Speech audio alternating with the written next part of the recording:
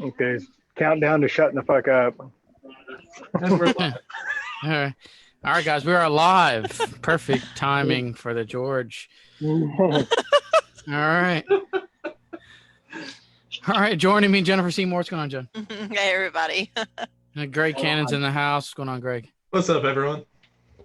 And the man who has successfully forgotten twice No. to join us. What? I'll take credit for one. Twice. The first time I was at a baseball game, I didn't forget. I just had the time wrong. All right. What is it? Owner of GA Precision, George Gardner. What's going on, buddy? Hey, glad to be here with you guys. Thankfully it came together this time. Yeah, it did. It did. You're here, and we can finally get a full show with you. Not like the last 10 minutes or something, man. This is good. It's going to be a good one, hopefully. I know a lot of people are waiting for this since about a week or two ago. Yeah, so hopefully the suspense is worth it. Yeah. All right, so let's kick it off. Here, the folks over at with our show sponsors, so the folks over at GSL Technologies. For some fine suppressors, check out GSL Technologies. From bolt guns to 22 pistols, they got all your suppressor needs. GSLtechnologies.com. Like that beauty right there. There you go. What else we got? Q&A stuff, right? If you're watching on the stream, just plug in your comments below. We'll get them over to George throughout the show. If you guys are listening on the podcast or watching over on YouTube, every Tuesday at 9 Eastern, we're doing a new episode of The Shooter's Mindset on The Shooter's Mindset Facebook page, where you can join us live over there. At least for now, we're doing it on Facebook page, on the Facebooks. All right, let's kick this one off. George, for those who are unfamiliar with you, tell us a bit more about yourself and how you kind of became involved in the industry competitive shooting deal. Sure. Well, I was always involved in shooting since I was a young kid, just like most people get into it. Joined the military right out of high school. Got into competitive high power shooting across the course. Shot that through my years in the Army. Got out of the Army and I'm about to tell my age in 1993 and started competing in Kansas and Missouri. Became pretty high level shooter in the Kansas high power scene for a number of years, and then became a police officer here in Kansas City and on the SWAT team, and just kind of started getting my itch on long range stuff. Snipers really technically don't shoot a long range for PDs, but it's the thing you want to learn. So even though we shot a massive amount of rounds at 100 yards, I always wanted to scratch that itch and shoot longer. So I found some property out here and started shooting longer ranges and started toying around with guns. I actually met a lot of people. He's pretty quiet in the PRS scene, but he's been a backbone in this industry for a while. Marty Bordson from Badger Ordnance. He moved to Kansas City. His wife was in medical school. He needed a place to basically build rings and make new product. And he linked up with the same guy that I was working with here in Kansas City and met Marty, and kind of grew from there, really. I mean, started building guns with Marty. He worked at Dakota Arms, built a lot of their long range guns, taught me a lot of stuff I knew early. We traveled around to the Army AMU, the Navy, Special Warfare Center in Crane, and watched those guys build guns. I went out to Robar, which is a big name in the industry back then. You don't really hear a lot about them now, but back in the day, they built the SR-60 and the SR-90, which were guns that a lot of PDs used. And so I went and learned some stuff from those guys. Kind of traveled around the country, learning from people that were on ground level. There wasn't a lot of people doing it back then. So I learned from those guys and started building a few guns here and there. And the big Jennifer will like this. My wife wanted to quit her job and go to nursing school, so I had to find some way to make some money. And at the time, it was mow grass with a buddy of mine, Dan, or build some guns. And it turned out that building guns worked out for me. So that's how GA started. My wife went to nursing school. I started building guns, and the rest is kind of history. So that's in a nutshell, kind of how it started. Any follow up there, John? You do a lot of stuff with nursing.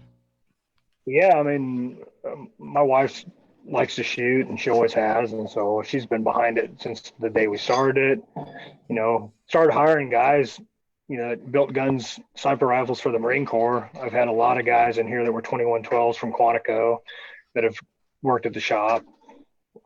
Personally, I like hiring guys that just have the mental attitude for building guns and teach them in house, because most of the gunsmithing schools teach you such a broad spectrum of gunsmithing, and guys, they might want to build pistols, they might want to build shotguns, they might want to tinker toy with parts changing. You don't really get the guy that wants to build rifles for long range unless you build that guy yourself. So a lot of the guys we get are machinists in background, and we teach them to do what we do in the shop now. So I it's think Yeah. a lot fun. of gunsmiths are like that. They would rather take somebody and mold them and teach them how to do it their way. Yeah. Yeah, pretty much. I mean, not to take away from some of the guys that are out there now, but there's a lack of true gunsmiths out there. I mean, a lot of guys Yeah. have learned how to chamber guns, but there's a lot of guys that have never bedded a gun that are building guns. They're putting them in chassis and such. There's an art to building guns, and there's like a lot of guys that used to do it and have been doing it for a long time, and those guys are few and in between, to be honest, anymore. There's just a lot of guys barreling guns and dropping them into chassis. There's a lot more to it than that. Mm-hmm. Yeah, Man, that's it's going to sound negative to some guys, and I'm not trying to be negative. I'm just saying there's a lot left on the table as far as gunsmithing anymore. There's, those guys are history. There's not a lot of them anymore. no, yeah, no, I agree. Even in the pistol world, man, I remember having a 1911 back when I first got into this thing, and I couldn't find a smith that was willing to even work on that gun. Yeah. And I mean, I had to drive almost an hour south to find a dude and recently I heard that dude passed away. So I know that he's no longer in the game anymore. So gunsmiths, man. An hour is not that far to have to drive for a good gunsmith. It wasn't, but to find that guy though, like it's not like you typed into Google and he popped up. Like the dude was like, you had to like talk to somebody who told you about him that was there. Like the Bob Marvels, the Yannicks, the Novaks, all those guys in pistols, like you don't even hear about those guys anymore. I mean, everyone's CNC machining everything, and the whole lost art of hand fitting everything's kind of gone, which, CNCs are great. They do a lot of cool stuff, and we use them too. Just, it is what it is. It's just like the true, like I can tell you guys that have been in it as long as me. Terry Cross has been in it as long as me, builds a great gun. He's been at it as long as me, or maybe even longer. Most of the guys that were building guns when I started are retired. They don't do it anymore. In fact, Terry's one of the few that I can even think of that's still out there doing it. And I don't think it's only gunsmiths. I think it's all sorts of other similar trades. Right. I'm an engineer over a big manufacturing facility, and I've worked with some of the older guys that are the true experts, and that'll talk to one guy and he'll be able to tell you, how to program this to talk to that PLC, how to fabricate the fixture for something. And, he'll be one guy that knows everything. Right. But then, I'm getting a whole, as I lose one of those guys, I literally had one guy that I used for a whole lot of stuff pass away last year. And I've still not been able to find anybody that could replace him with just his wealth of knowledge and expertise. Those guys are like, there was a guy named Harold that literally had a little small gun shop just down the street from me when I lived in Platte City and was working for Platte County Sheriff's Department. And that guy was like, literally, I didn't know it at the time, but he was like the godfather of gunsmithing in Kansas City. Mostly stuff that, that we don't think of, high polished bluing on pistols and shotguns, and, putting ribs on back in the day, shotguns didn't even have ribs. This guy was the guy known for brazing ribs on shotguns. And, I learned a lot from him, not necessarily what I do now, but back in the day, I'd help him out in his shop, just polishing on stuff, fitting pads to guns, a lot of the stuff that we take for granted because everything's modular now. Like spacer systems are on every, gun we buy. It's like a lot of that art is gone, which is, it is what it is. Like, I want to say it's sad because it's my history, but I get it. I mean, stuff's made differently and made more modular, and chassis and adding rails and the ability to put multiple barrel channels into a single stock and multiple actions. That's all new stuff, and I think it's great. I mean, it's kind of where the industry's going, and I'm not against it, to be honest. Yeah, it's definitely an advantage to be modular and to be simple. Right. Because there's not a lot of people out there that are willing to say, oh, I need a new barrel, let me take my rifle. And obviously I'm not talking about in the PRS world. I'm talking about just bolt gun owners in general. Sure. You'll see AR guys like, oh yeah, look, I got this new barrel, I got this new upper, I bought a $20 tool and put it on.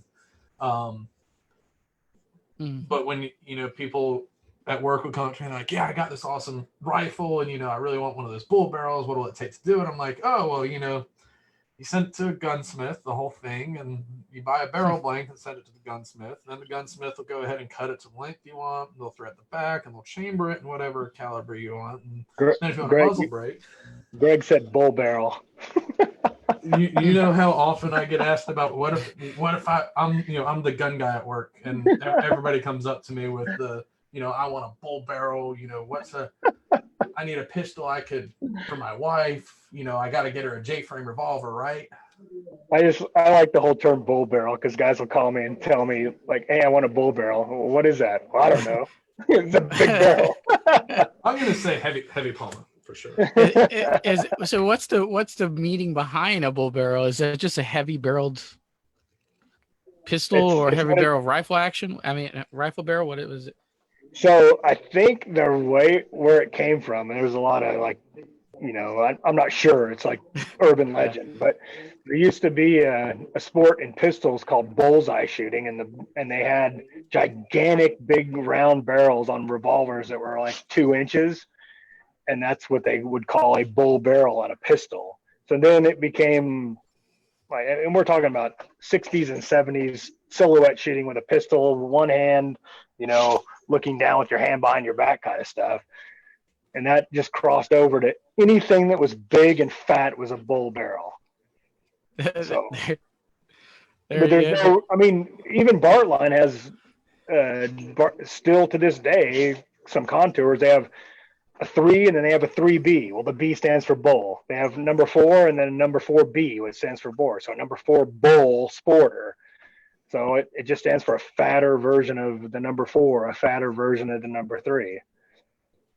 Shit, yeah. See, I didn't even know that. See, I would have been the person to call you up and ask for a bull barrel. You'd be like, "What do you mean?" I'd be like, "What do you mean? What I mean? You don't know what I mean?" Yeah. I don't know. Remington sells them on their rifles. One of those. There was a guy that did a video, kind of a satire video, talking about what's a cow barrel versus a bull barrel.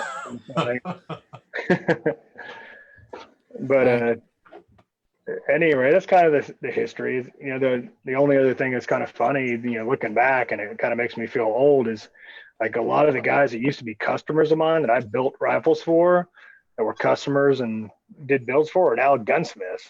Like I wouldn't even start mention them because I don't know what they'd feel like me saying that, but like there's a number, and I'm like saying in the teens, of guys that are gunsmiths now and have active businesses that used to be my customers, which kind of feels cool in a way.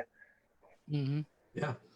At least they know what a good gun's supposed to be before they try and start building them. Well, I mean, they bought them from us first and like got into it. So I would say that I, helped them get into the sport at some point in their life. That's pretty awesome. We got some live here, Greg. Yeah, let me hit a couple live. We got a ton of them. So we have a lot of live. Yeah. So Swanee said, "Hi, Sykes family." Yeah, they're back here. Got a buddy of mine, Doug, here. Lori from Hoppies is here. Sykes and his wife. Cheese Dick Matt Brousseau, who forgot how to shoot here. Let's see. Corey K wants to know when your next line of production rifles is going to come out, and also wants to tell Jennifer to give P. Winky a shout out. Yeah. So the production rifles are I want to say an annual thing. So I have to order all those parts, do 100 guns way in advance. So they all show up at the shop, and I can kind of get them done within a month or two. So we're taking orders now. And then we'll probably start we're going to start them earlier this year so they can be used a little bit earlier in the season. We do have all those delivered now. The only holdouts are like a couple really, like a left hand with a strange rail that we had to order that didn't show up. But we'll probably have them started by November, December next year and have them ready to ship in January. So the answer is the parts will be ordered and we'll start, we'll take orders now through October, November, and then build another 100 beginning of next season. So it's a production rifle, but it'll have a seasonal flair to it, I guess. Joseph said, George is super humble. I always wanted to ask him what is the biggest key to success? Well, I mean, you've heard it probably a million times, customer service. I mean, in the day and age of the internet, you make one little mistake and it can be blown out of proportion. And like, you just got to take care of your customers. Like if you see a guy on the internet blowing you up because his flush cup had rain tex in it or a screw was cross-threaded or something, you just got to make sure and get a hold of the guy and take care of him. And people just learn that your business is more about taking care of your customers and making sure they're taken care of in the long haul, not just making money, I guess. I mean, we've been around long enough, the guys I have working for me, know what they're doing. But I'm not going to ever say we don't make mistakes. It's how you take care of those mistakes. So I think that's probably the key to it. Yeah, I think that is huge. Mm-hmm. Huge. People don't understand that. You could screw all kinds of things up. And if you just come back and say, I'm so sorry, like, I'll totally forgive you. Oh, man, those people that don't, God bless America. I'll never go use you again for anything. Yeah. Yeah, I mean, I'd like to say that we don't have a lot of screw ups. I don't want to like over perplex the GA screw stuff up, but like when we do, I'd like to say we take care of it better than most. And that's been my motto for a long time. And like any person out there that ever got a gun they weren't happy with, I would hope that they would reach out to me first before going on the internet. But you just have to realize the internet's out there. It can ruin you in a heartbeat. And I realized that early on, and I don't want that happening. So a gun that leaves GA has the gunsmith that did the final assembly on it, which most of the time is Sykes, because he does the final assembly and check on all the guns before they go in the vault. And then my production manager looks at them, goes over the whole sheet, looks at everything Sykes looks at, checks the trigger pull, checks the trigger, checks the parts, checks the finish, checks the fit. And then I've actually trained my shipping guy, who's not even a gun guy. He's a Kansas City firefighter that does shipping for us. I've trained him to look at them a third time. And believe it or not, I mean, he finds stuff too. I mean, so it's one of those things. I mean, if I can give you an example, like maybe a flush cup was supposed to be on the right-hand side and the Manners stock, whatever the order happened, there wasn't any on the right-hand side, but it said a flush cup right front and we missed it. The shipper guy even catches it. So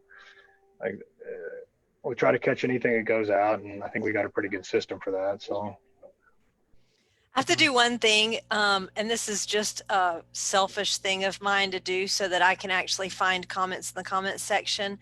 I'm going to give P. Winky a shout out so that he'll stop blowing the comments up. Hey, P. Winky, love you. Hope to see you at K&M. P. Winky. Prentice Week, because he will blow up the comment section until I say his name on the show every week. So hello. Winky bought a bunch of ELR stuff from somebody, and I bought a bunch of it from him. I don't even know if half of it even knew what the hell it was, but I like old Prentice. Got any more live, Greg? Prentice Wink said a couple things. Let's see if I can find anything else. A couple things. That's why I was like, let me say that before we get going. Oh, God. Boss Pip said hello. Oh, God. Yeah, we'll go ahead and roll on from here while I sort back through this. Mostly Mike Rogan and Swanee being stupid. Yeah, Swanee said some things. P-Wink said some things. It's just moving. Yeah. Yep. All right, George. So I call GA Precision and I say I want George to 100% build my gun. All right. Nobody touches it but George. Is that even a possibility now? Or is the price tag up there? No, there's no price tag difference. There is a timeline different. So Yeah. I still do that. There's several in the shop that have highlighted wants George to build it. It's mainly my old school customers from back in the day that I've built their guns since day one, 20 years ago. And they just, I guess they feel comfortable with it. I always try to tell them on the phone, it's like, hey man, Lily, you're going to get as good a gun and maybe even better from the guys who do it every day. I'm kind of steering the ship. I'm not like down the engine room anymore, but, I still do build some guns. It's mainly my older customers, the guys that have been around for a long time, and I just tell them it'll take a couple extra months, and most of those guys don't care. So It's like the patients that come in and they say they only want a doctor to do their IV, and we just laugh. We're like, okay, yeah, buddy, go ahead. it is kind of like that though. I mean, how many people have their doctor, and if you go to the Yep. family practice and there's 15 doctors, and you're gonna wait for that one guy. They're like, I don't care. Nobody touches it but George. Yeah. It's not very few. It's probably 3 or 4 a year, to be honest, anymore. Yeah, and then you gotta love the ones that say they're gonna wait no matter how long it takes. I'm gonna wait for that doctor, and then the doctor takes forever, and then like, all right, let's get it over with, right? Let's See, do we it. actually mark the barrels with a maker's mark on who actually barreled it. And that doesn't necessarily mean that they touched it through the beginning to the end, but on a GA gun, if you pull it out of the stock underneath, right behind the recoil lug, there'll be the last four of the serial number and then a little maker's mark, which is a symbol. And you can tell in my shop who built the gun by looking at that symbol. We've always done that. It's twofold. I mean, some of the guys in my shop gets famous for building like F-class guns or bench rest guns or a certain gun, and they kind of get their own little fame for their mark. And mine's the arrowhead. It always has been. So people know in the day if they get a gun that I built, it's got an arrowhead on it. So every once in a while you'll see stuff on Sniper's Head. Oh, this is a George build. And they'll take a picture of the arrowhead on it. Like it's, something That's kind of special. cool though that y'all put your stamp on it. Yeah, no, I think it's a cool idea. I've always thought it was cool. And, some of the guys that work for me, it goes to their head a little bit, but that's okay. I mean, if you're doing a good thing and people are talking about it, it's probably a good thing, right? It's like a painter that signs the bottom of their, it's kind of a piece of art. So you don't want to be the guy that says, "Oh, fuck, you got that guy's build." Good luck with that. Yeah, and I'm sure that adds value, like everything, you take pictures of it, and if it has certain things going for it, it just adds a little extra coin to it. So the arrowhead adds some coin. Yeah. All right. Yep. I don't know about that. Add some legacy, maybe. Yeah, there we go. We had some sad news in the firearm industry here, and friend of ours, Jen's, Greg, many people in the shooting community, we had his wife on the show. We've hung out with Mike very briefly. I'm not going to say I was a great friend of his or anything like that. We've talked, we've chatted, but Mike Moser died when on duty. He passed away a week or two ago, and I was in shock reading that in the message. It was late last night. Local over in Park guy, good officer, great ambassador for the sport. Him and his wife were into shooting. I've had the chance to go out to dinner with them a couple of times with Bushnell, and I know Sykes and Lori and some people over at Vista have done a lot of stuff with them, and great family. Very sad loss to lose Mike for sure. Yeah. We had there's a GoFundMe going around.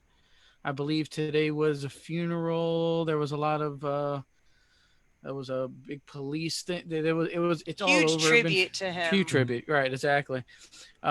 We had it shared on the Shooter's Mindset. I don't know if we'll probably reshare it maybe during or after the show. Yep, I just shared the link to the GoFundMe in the comments. It's not just a GoFundMe. It is an absolutely monstrous raffle with stuff being donated from everybody in the industry. I want to say there's a $4,000 shotgun. Yeah, I think Tommy Thacker is putting some stuff up for that. Tons of people have. So you get a ticket for every $25 you donate to the family.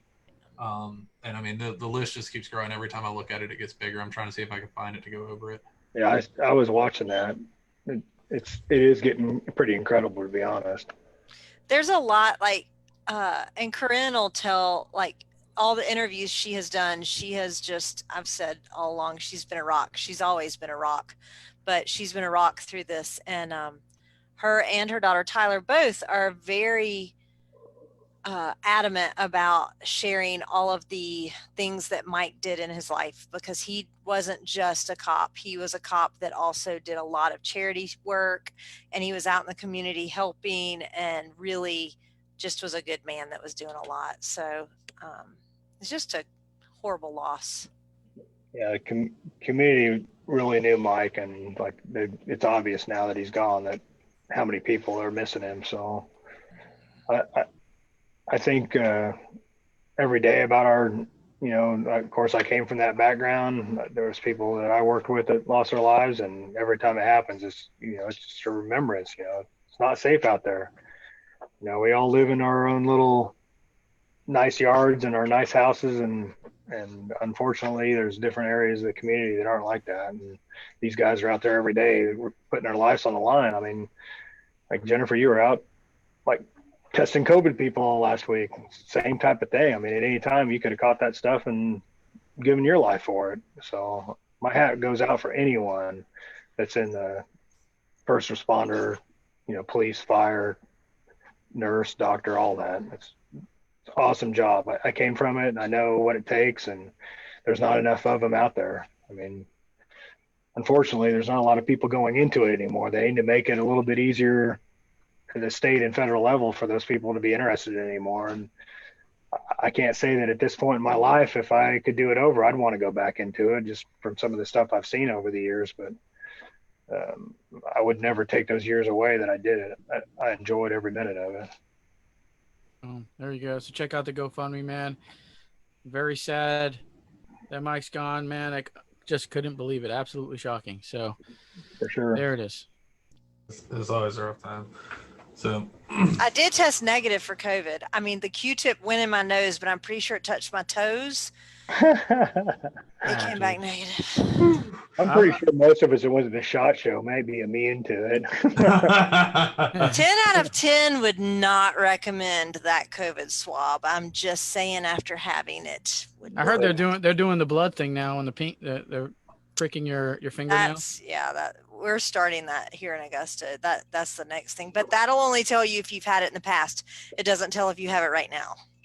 Oh shit! Ooh, maybe you can get both at the same time. Well, it'd be nice to know if you had it in the past, just so you could quit even thinking about it. But yeah, but like for me to come home to family, I had to have a Q-tip. I had been up there for 3 weeks. I had to have a Q-tip up my nose to see if I had it right then. Right. Mm-hmm. We could start like betting and some high lows on people we know that got sick between SHOT Show and now that we think had it. Ooh. I'm pretty sure Robert Brantley had it, because we got back here and he stayed at my house an extra 4 days and never moved off a couch for 4 days, coughing and hacking, and even told me to come back and check on him because he might want to go to the ER. That's how sick he was. That's pretty bad. Oh, Yeah. wow. And then Jacqueline Bryan got really sick, and she's a pharmacist, so she sees sick people all the time, and she was really sick for about 3.5, 4 weeks.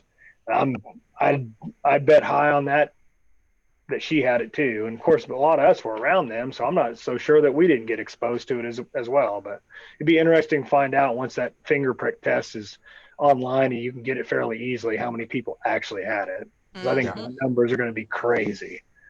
Yeah. Jen, do you know how many people?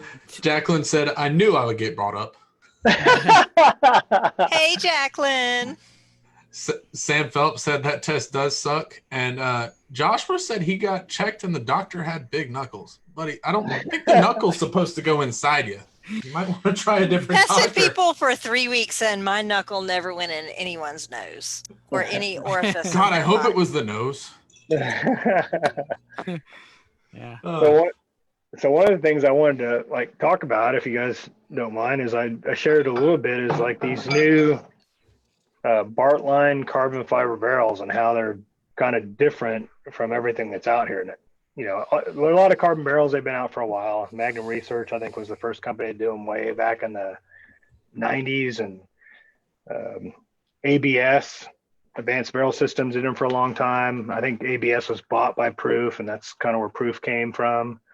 And Bartline's doing something a little bit different. They're a cut rifle company. They're actually contouring these, where this, obviously goes down to a smaller contour and then comes back out.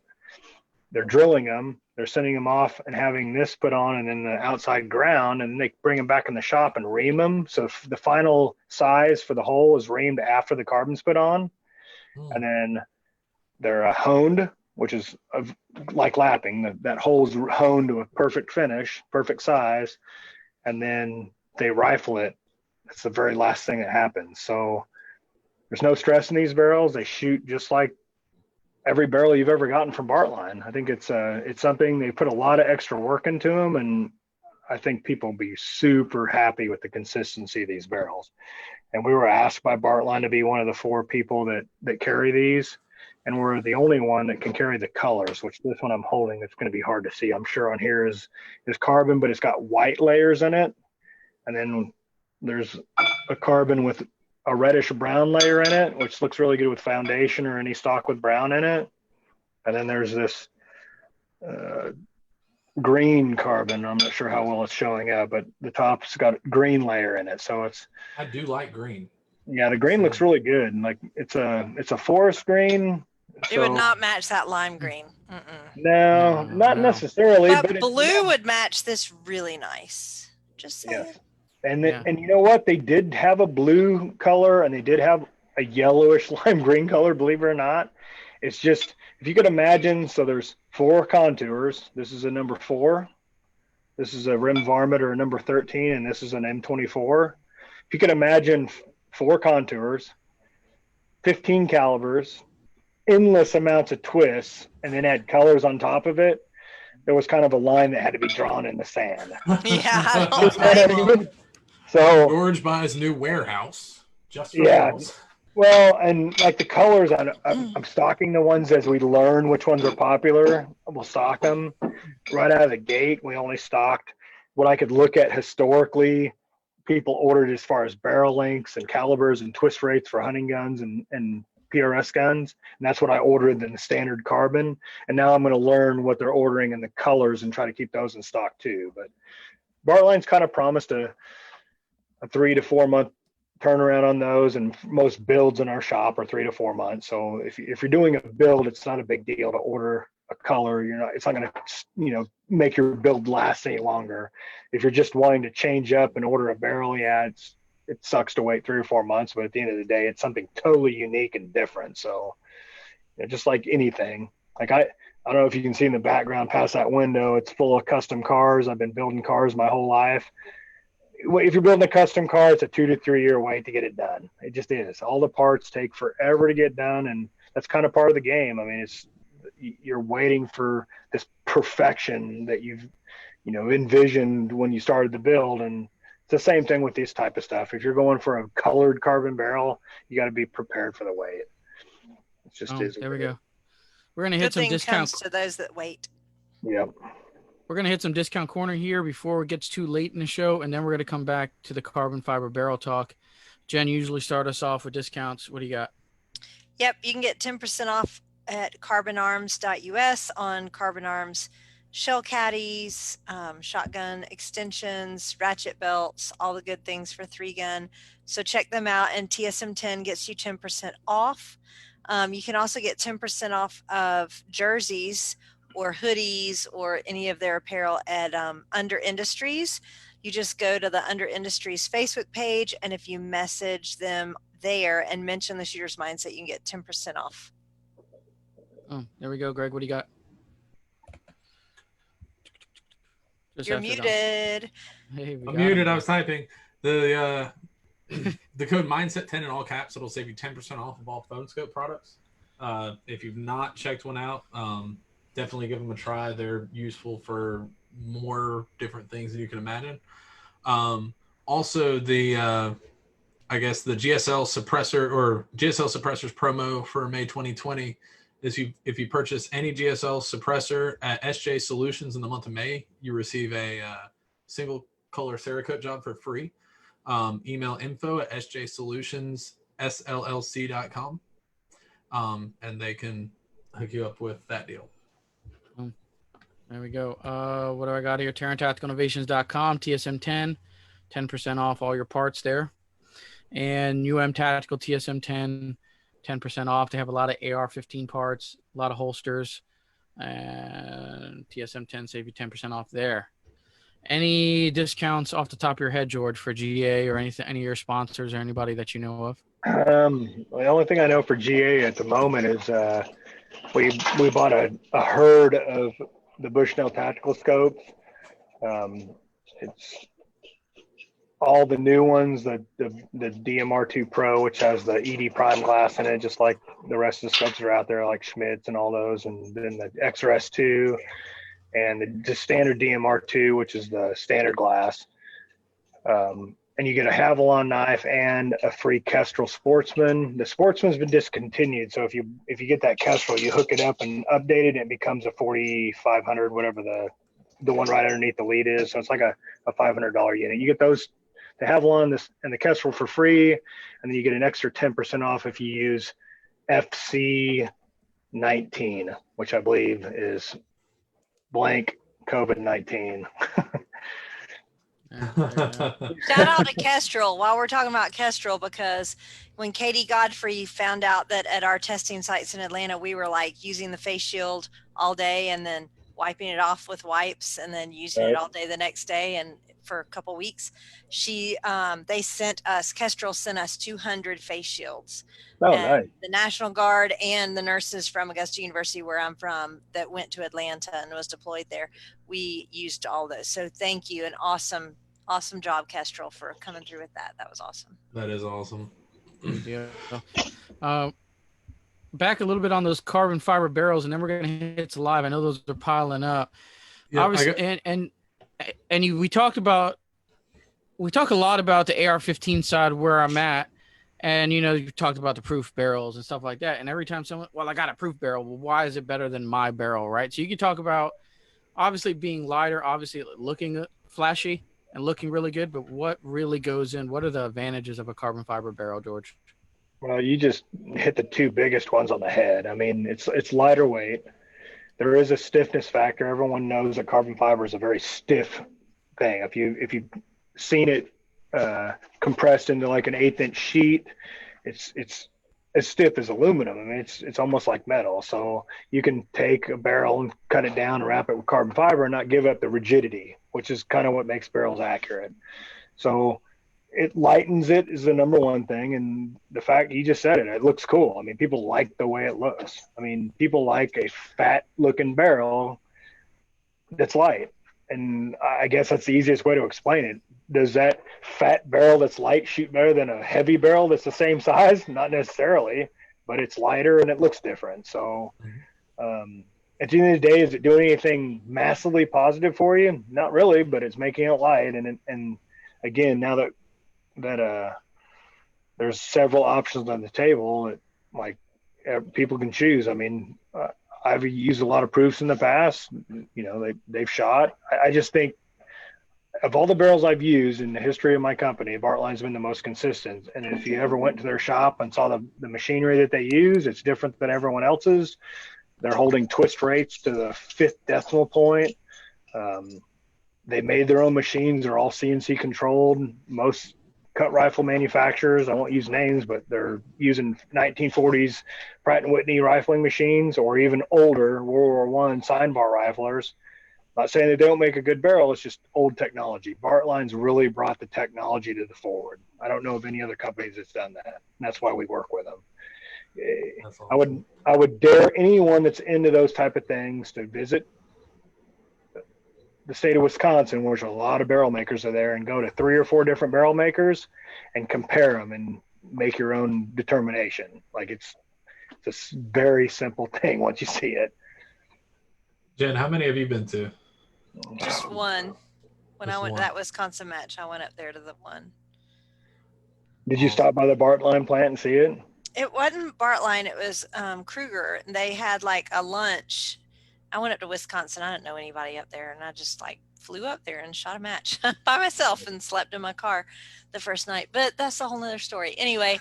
And they had this hey, we're going to do lunch for anybody that wants to stop by the plant and tour the plant. So I was like, well, heck yeah, I'll go tour the plant. That'd be cool. So I did. I went and toured the plant with Kruger, and that was really cool to see how a barrel is made from nothing to a barrel that's rifled and inspected and all that. It was cool. That's awesome. I would definitely recommend going, whether it's Bartline or any of them, to go see, because that's something I had never seen. I'm a nurse. I can save your life. I can't manufacture a barrel.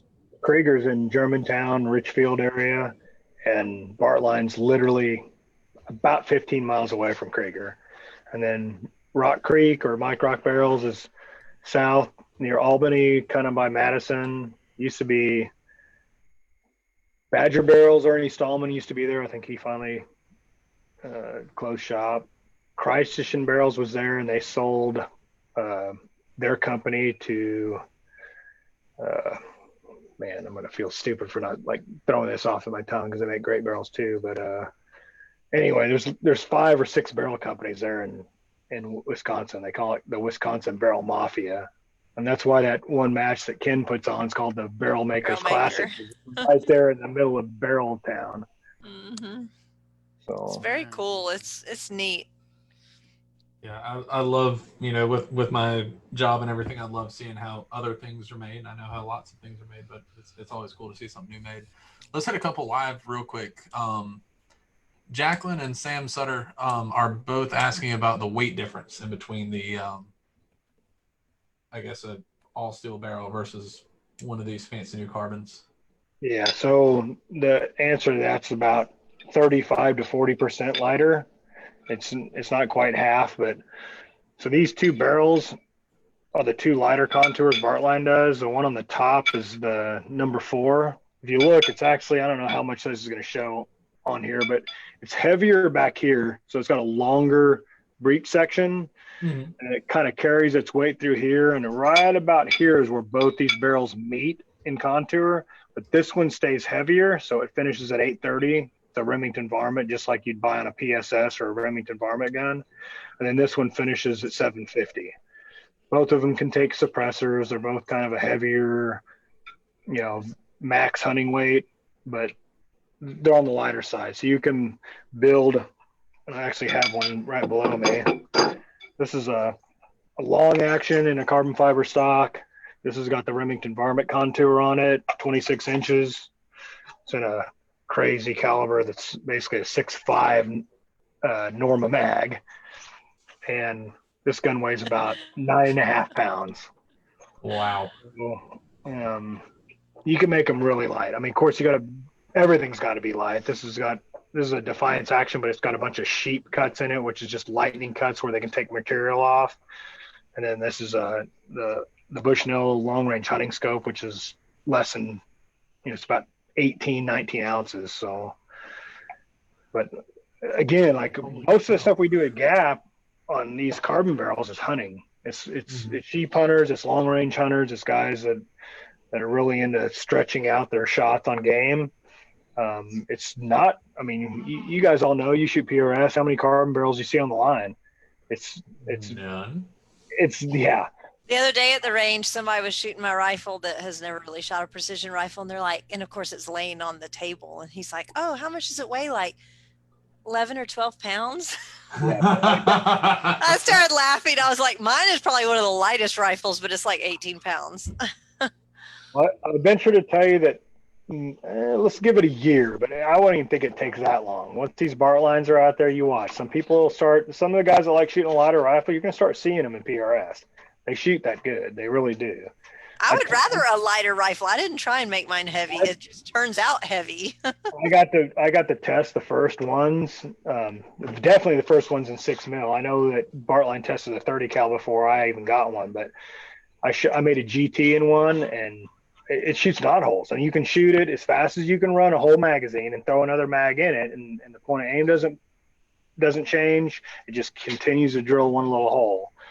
My wife's kind of gotten into shooting lately. She's always shot, but like never this kind of stuff. I built her a gun. We used one of the brown reddish colored ones in a M24 contour, 26 inch, built her a GT and put it in a foundation stock. Like seriously, that brown on a foundation stock looks like it is meant to be. It just melds right in. It's crazy. And that gun is an absolute beast hammer. Like I'd go shoot a match any day of the week with her gun. It just that barrel straight up hammers. I don't care how fast you shoot it, how hot you get it. It's a beast of a gun. So I'm impressed. I've never seen carbon barrels do that before, and I think Bartline's figured something out. There we go. We got any live there? Still some good ones there? Yeah, we got some more. Sam wants to know, is it a hybrid carbon fiber to get the color?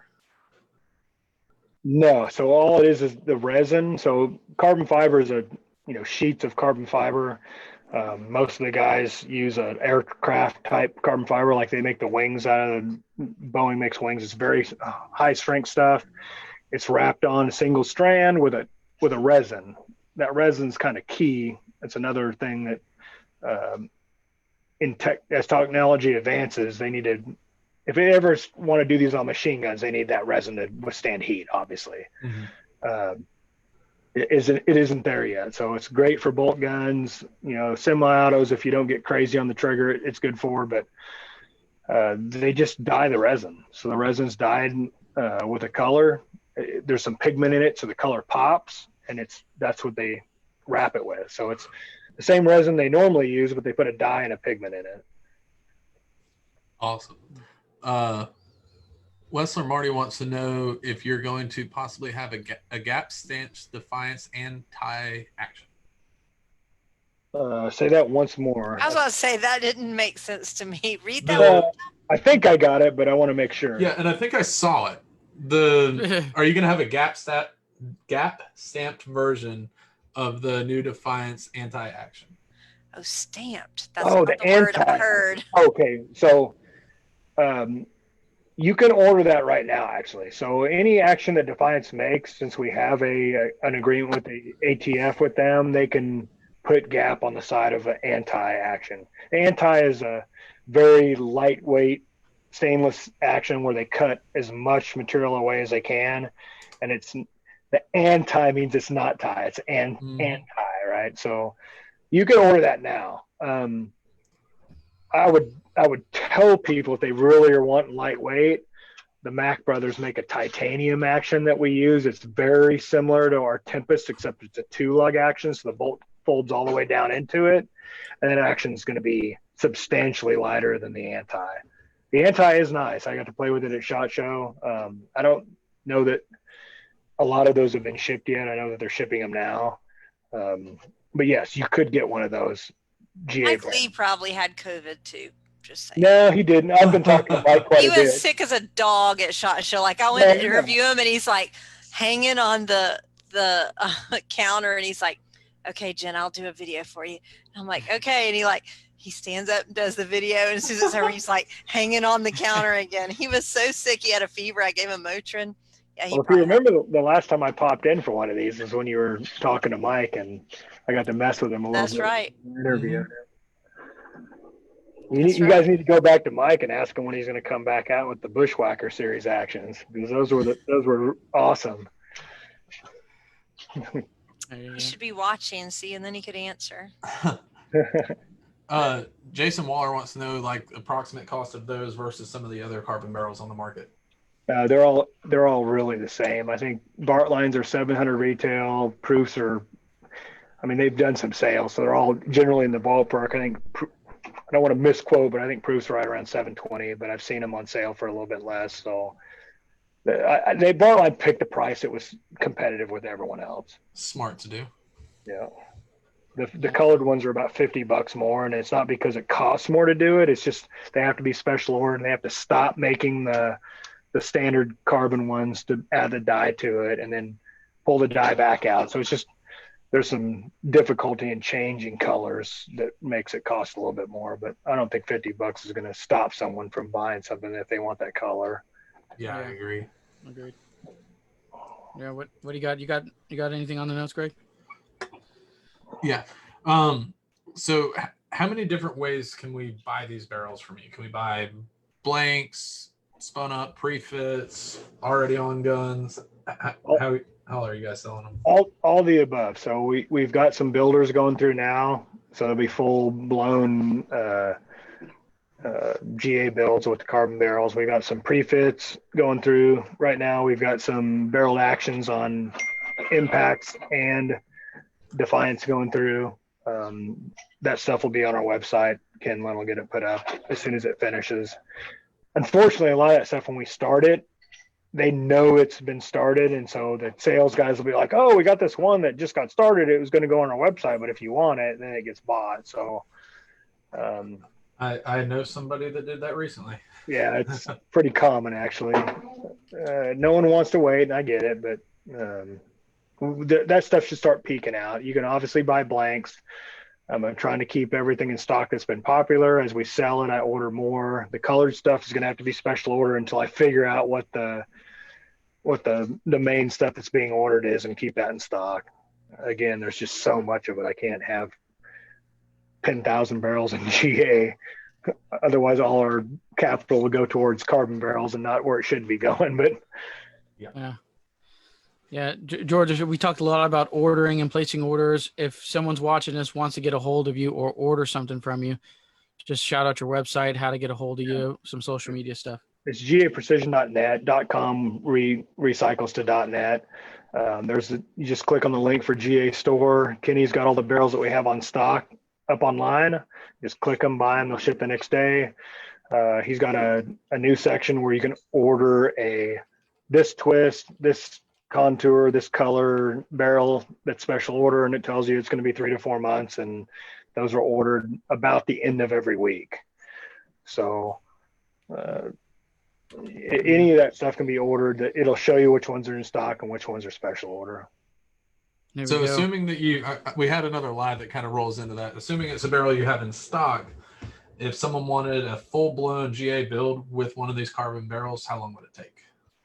So depends. If they just wanted a barrel to action, we have the action in stock, probably a month to a month and a half. The big holdup always is the stock. The stocks are tough. So if we have a Manor stock, which we do keep a few of the most popular ones in stock, probably looking at 3 months for a full build on a in-house stock. If we have to order the stock from Manors, it's 4 months plus 2, so 6 months. MPA has been running about 2 months. So you'd add 2 months to that for about 4 months on an MPA. The stock's the holdup. So if we can get the stock in our hands, it's normally 2 months after that stock hits our shelves. Awesome. Austin said he's ordering now. Austin? Yeah. Did you ask the live question about the GT dies? Someone posted like at the very beginning asking when GT dies are going to be back in stock. I know everybody. I should pull Lori in here for that question because I've been getting that. I know someone else that might be on this panel that might have my dies because he doesn't have dies. Lori, I need dies. Help. Can we please get some dies in stock so I can get mine back? I did get an answer on this. The laser engraver went down at RCBS. I think it's up now, and that's what they were waiting on. So they are forthcoming. So don't engrave them. Write with a Sharpie. I don't care. No, I really want the engraving. We just need dies. They engraved the micrometer part. I need that. They're definitely not sending out Sharpie marked dies. But they're coming. The Hornadies are back in stock. The stems for the Hornady dies, and don't be afraid of the Hornady dies. I mean, they are a lot cheaper. They do work just fine. They're made to the spec. Obviously, they're making the brass. They surely know how to make the dies. The RCBS are definitely a step forward. You can change the bushings. They come with a lot better cedar. They got the window, so if you're using a progressive, you just throw the bullet in the window like uncaringly, and it lines it up. A lot of guys have always used Redding. They're the most expensive. In fact, they're almost disgustingly expensive, but people are willing to pay it.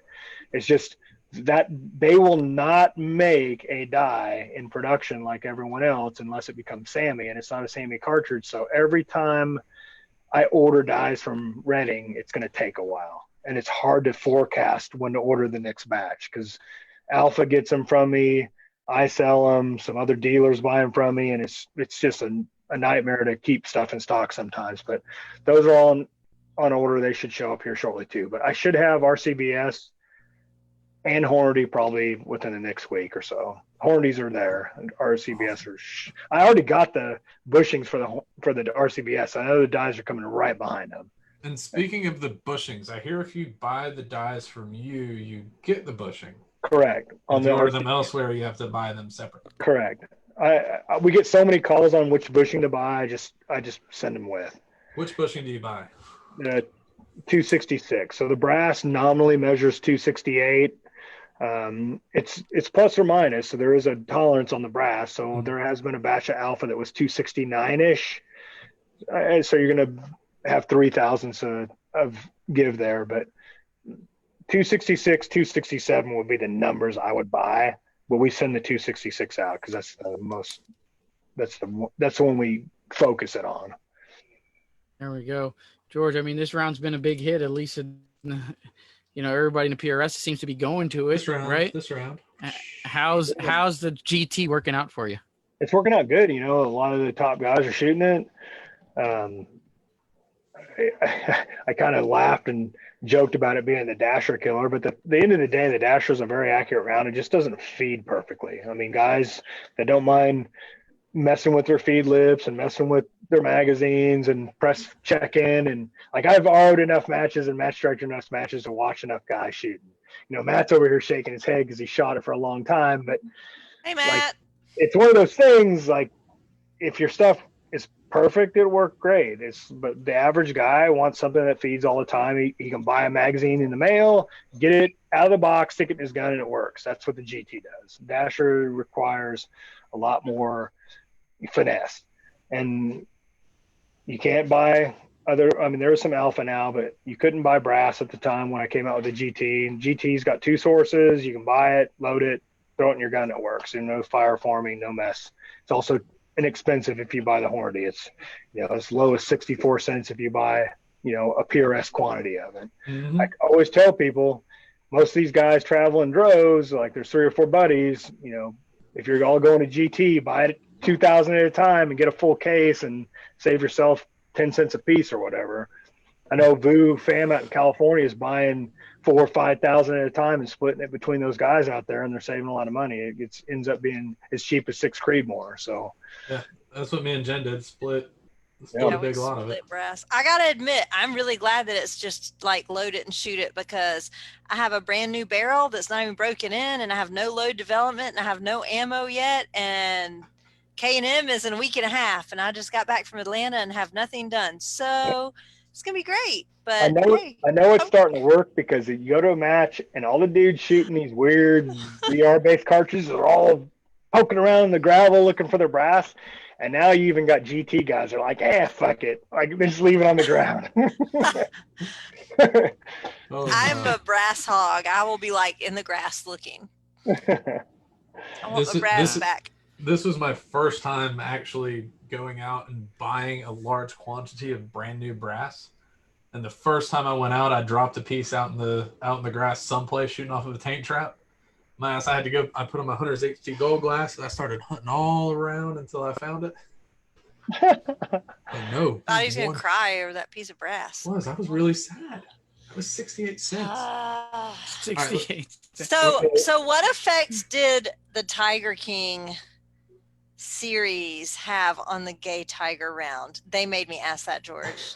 Yeah. None of them would ask it. In the side chat, they're telling me I have to ask it. Yeah. Because they don't have balls. So there we go. I'm sure it's somebody that shoots at my range. So some local Kansas City friend of mine decided to make poster size, like 6x8 posters of my. Have you framed that, by the way? No, I fucking tore them down. So they put them all over my range, like on the barn, on the barricade, on the door. They were pretty hilarious. On the door to my house. Like, insane. I was waiting for the American flag to get yanked down and have some flag of me on that guy's. The thing is, I've never watched a second of that series, so I have no idea what it's even about. Gay and tigers. Yes, I get lots of gay and lots of tigers. I love Chad Heckler. He's given me like a whole menu of the round in the chat, and he's like 34.5 of Varget and Senate. Yes, and that is it, and he is 100% correct. And most people that have shot it for a while have learned it. So I think I put a little video out, and Sykes can even verify this. I have a polished Dillon. It's not stock, but I polished the inside of the feed mechanism and polished the powder drop. I load all my ammo, even for matches, on that Dillon. Now, I do load like 50 rounds to the kernel for long range stages, but for everything 800 and in, I'm loading on that Dillon, and seriously, I've gotten SDs consistently, single digit, like 9 and 8, 7, but like loading 200 rounds in 20 minutes. So I have this over here that hasn't moved in like a year. And that's exactly what is that a 650? Yes. That's exactly what I have. It's just exactly like that. And I just like if you take apart your powder measure, the two pieces that oppose each other, just polish those. Mm-hmm. If you don't have a polishing wheel, you could use like 1,000 grit or whatever. Just make it like super polished, and it'll throw way more consistently. Right. So what is your process for loading on a progressive? Just the same as you do with a pistol, or? Yeah, I just run it through the Gerard first, so it's, you know, all the cases are the right length and they got a chamfer on them. But pretty much I throw them in that hopper on top, turn it on high, spray some Hornady lube up in the top, and let her rip. So you'll size it, prime it, drop powder, sink bullet. Size, prime, drop powder, and then it goes through expanding manual, just to expand the neck to 2,000ths under. So if I'm that kind of negates the whole whatever you used in your die, because it's going to expand the neck to an exact size, and then straight to bullet, and then it dumps out into a box, and then I'm straight into the box. I don't even wipe the shit off anymore. I don't know if my OCDness can do that. Oh my God. I measure every kernel. Yeah, and back in the day I used to too, but I still do for about 50 rounds because I think it's important for vertical. I mean, I've started shooting ELR with Brantley and Tom, and vertical really shows itself, you know, past 1,000. It's debatable what it shows itself between 8 and 1,000, but you know, you're shooting longer ranges. You know, if you've got an SD that's pretty large, you're going to see it in vertical. You know, the whole windage thing's all on reading the wind. The vertical's all on your load. I used to shoot on a lot of F class, and the whole F class, you know, to become an US F class team thing, they don't even really pay attention to your shooting. They pay attention to your loading. It's all about loading stuff with tight SDs. So, you know, for the long range stuff, I think it's important. For anything inside of 800, I think it's an absolute fucking waste of time. And a lot of people argue with me, but a lot of guys that shoot around me will tell you, like, I've kind of lately proven that I got no time to sit in a loading room. I got cars to build, whiskey to drink, fun to have. I've heard of a few people that they say, yeah, you know, just load it on the, you know, load it progressive, you'll be fine, blah, blah, blah, blah, blah. But it's good to get like some how-tos, because it's like I have that very expensive press that I got like right before somebody tricked me into like this whole long-range shooting thing, and now I have no money left. And that would be pretty cool to use it for, because I can't even afford 40 cal bullets to load in it anymore. After all this. Yeah. Set it up, Greg. You'll be impressed. Trust me. 34.5 of Varget with anything 109 and below, you'll be loving it. I just got to get some dies first. I'll tell Laura. I have mine at the moment. I do. Yes, you just use Jen's dies. I am. If you look over there in that beautiful lead, the number of people like talking about RCBS dies, I might have to pinch them to make a little bit more this time. Yeah. For real, he has my dies and my press at the moment. I can't do anything. Any good luck, Greg? Yeah, Mike Bell wants to know, Mr. George, any recommendation for reloading books for precision rifle accuracy? Yeah, so it all goes down to everything being consistent. So the brass weight, piece to piece, the neck tension. So the best way, if you don't turn necks, which a lot of people don't want to do that, is to run it through a die that's going to push it back 2 to 3, and then run it through an expander that sets it exactly, 1.5 to 2. When you push that through the inside of the neck, it's going to make that hole consistent. Where if the necks are inconsistent as far as size and you push it through a die, you could be inconsistent. So that expander mantle just pushes it out to where the bullet's being seated in the same size hole.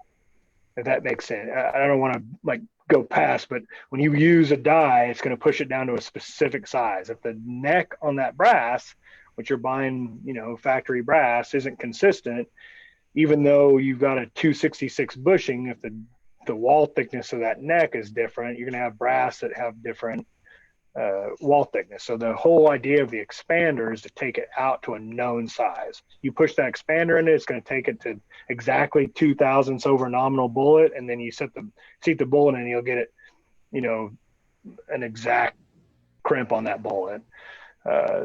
Obviously powder, and you want to throw a powder charge that's consistent, powder that's not temperature unstable.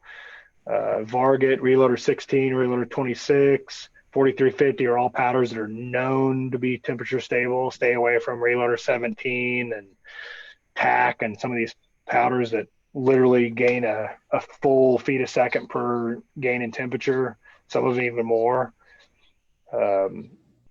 Bullet consistency, like, I don't think that's the biggest deal anymore. Hornady, Berger both make bullets that are super consistent. You all know I'm a Hornady shooter. I'm diehard. I think the A-tips and the ELDMs are like as good as they get.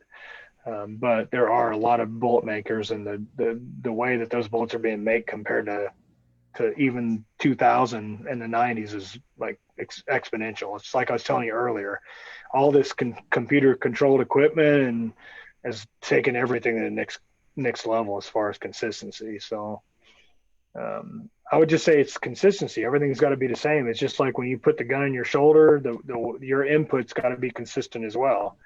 It's the same with your ammo. Everything's got to be exactly the same. So the most consistent ammo you can learn from the bench rest guys. Cases weighed to within a grain of each other, necks that are turned that are exactly the same wall thickness, they're annealed, they're sized in the same die. The bullets are all weighed to be consistent. They're all sized with a micrometer to be consistent. That's what the bench rest guys do. Now, if you want to waste that level of time on your ammo, man, you're going to spend a lot of time in the loading room. Those guys, they'd only shoot about 60 rounds in a match, and we're shooting 200 plus. I was about to say, when I'm that good of a shooter that it matters, I will. But right now, it's a huge commitment. I cannot outshoot the ammo right now. So I mean, I do like watching. I've learned a lot from Tom Jacobs. He's a good friend of mine. He's a bench rest, guy. He's probably going to be a Hall of Famer. He's been the bench rest shooter of the year a couple times. I've learned a lot from him. But man, when I watch the guys load to that level, it's like, do we need that in the PRS? For 20 to 50 shots a match, maybe. For the rest of it, no, not at all. It's a positional, and it's 100% up to you to practice and be consistent on a barricade, on a log, on a whatever you were shooting off of.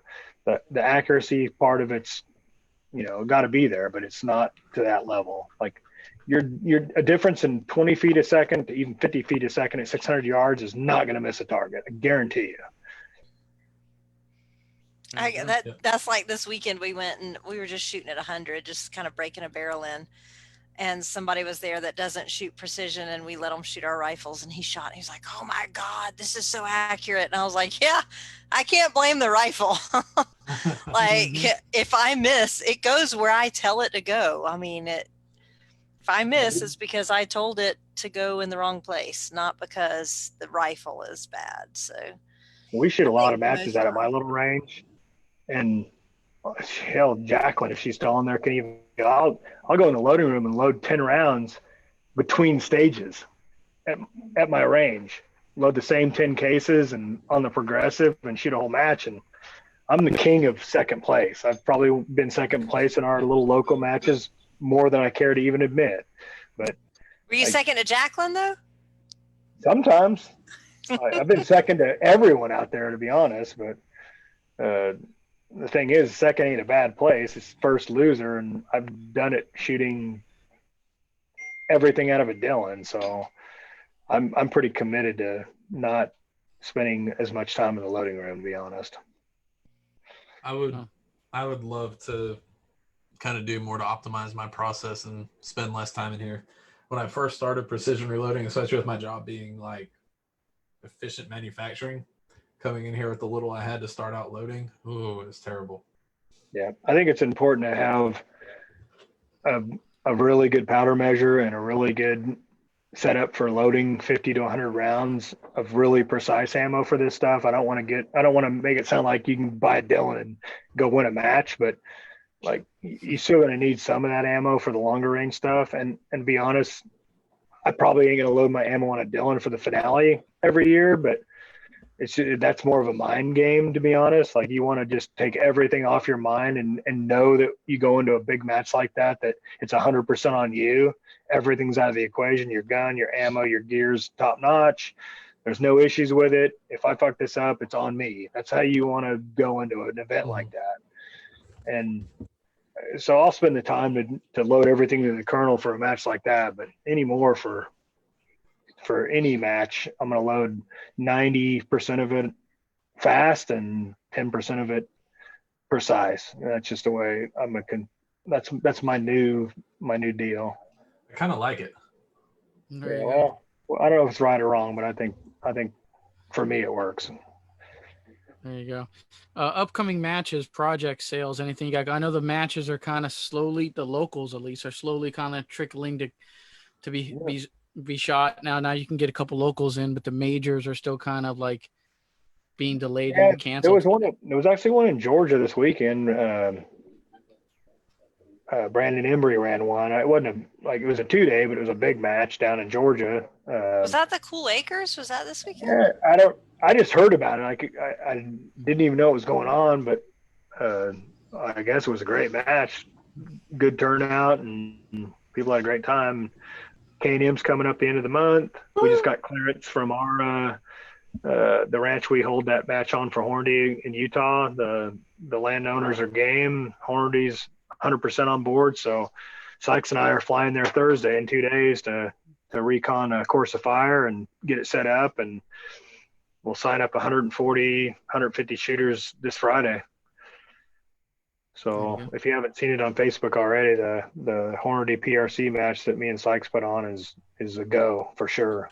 That's awesome. Unless some big flare up happens and the state of Utah shuts it down, it's a go.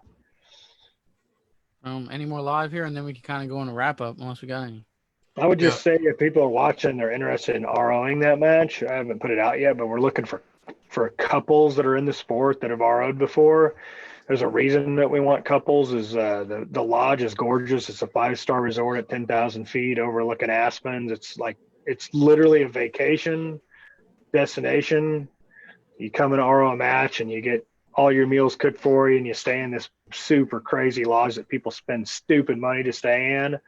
And there's just so many rooms. So every room's got a queen bed. The more people we can pack in there, i.e. couples, the better. So if you're interested in ROing this event and being treated like kings and queens, give me or Sykes a call and let me know you're interested. I know everyone that RO'd last year is probably coming back, but we're doing a little bit different this year. We're going to need a little bit more help. So there you go. Hey, send me a plane ticket. I'll be on my way. There you go. So we had like 38 people ask, what are you drinking tonight? I am drinking Jack Daniels and a little bit of ginger from ginger beer and just a slight splash of 7-Up. Actually, it's probably Sprite, but it's like this much booze, this much ginger beer, and this much Sprite with ice. Nice. You make drinks like I do. Chris Baxter said he'd love to have his new rifle for K&M. Hint, hint. I don't know all of the rifles going through, but I can check Mr. Baxter's rifle in the morning and see where it's at.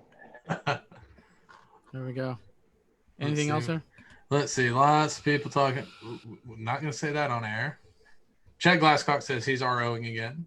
I figured he would. He had a blast last year. Not reading that. Yeah, we'll just call that a wrap on the lives. Okay. Nice shout outs, right? Unless Jen, you got anything on your end before shout outs? No, I'm good. Good. All right. Let's wind it down to shout outs. Craig, I guess you can start us off. What do you got? All right. First off, thanks to Zoom Bait Company for hooking up Team TSM with an awesome place to stay at the K&M match coming up. Shooters and Sharpshooters of Augusta. Our local outdoor ranges that are currently social distance safe, open, have ammo, the whole 9 yards. PVC custom if you want to be obnoxious like me and have the most beautiful lime green chassis ever, or if you want a normal human color, they have those as well. NEZ Performance if you want to build a really sweet Gucci Glock. Phone Scope, Shooter's World Propellant. They still have that stuff everywhere, so if you're trying to find your target and you can't, try some of it out. It's been working great for me with my new GT loads. Hunter's HD Gold, if you lose a piece of brass, put some on, you can find it. It'll be right in front of your face, I promise. Vortec, because you're actually supposed to clean these things. GSL suppressors, so that you quit deafening your friends. Nice. Jen, what do you got? GSL suppressors. And Prime Ammunition is coming out with great 6GT, so then I won't have to reload. I can just go get it out of the box, which will be amazing. Nice. McMillan stocks for that gorgeous blue stock right there. Night Force Optics, Warren scope mounts, HD Gold for making me be able to see what I'm trying to hit with prescription glasses because I might be getting old and need them. Vortec for cleaning your rifles. Under Industries for great jerseys, hoodies, arm sleeves. They have everything. They can pretty much do whatever you want. So check them out. They're doing masks right now, all kinds of stuff. Shooters of Augusta and Sharpshooters of Augusta, and phone scope so that you can see and record what you're hitting. George, you got any shout outs on your end? Cool deal. Just the normal guys, Bartline Barrels, Manor Stocks, Defiance Actions, GA Tempest Actions. My guys at work that keep me sane. There you go. And They again, keep if you you guys sane. Well, I mean, as long as they're doing right and no one's bitching, they're keeping me sane, right? I told Sykes to like walk behind you creepily throughout the show, and he never did it. He just Thanks. behaved the whole time. Tell him I'm terribly disappointed. Yeah, I told him to The pick up the couch Viking and has walk away. let me down. I'll get him to walk behind me. What would you do? I just wanted to see you. Oh. I said I asked for a creepy walk behind. Hey, I wait told him to Joe Biden you to come up and like smell your hair, but he wouldn't do it. Yeah, he's been like awkwardly well behaved. It's kind of weird.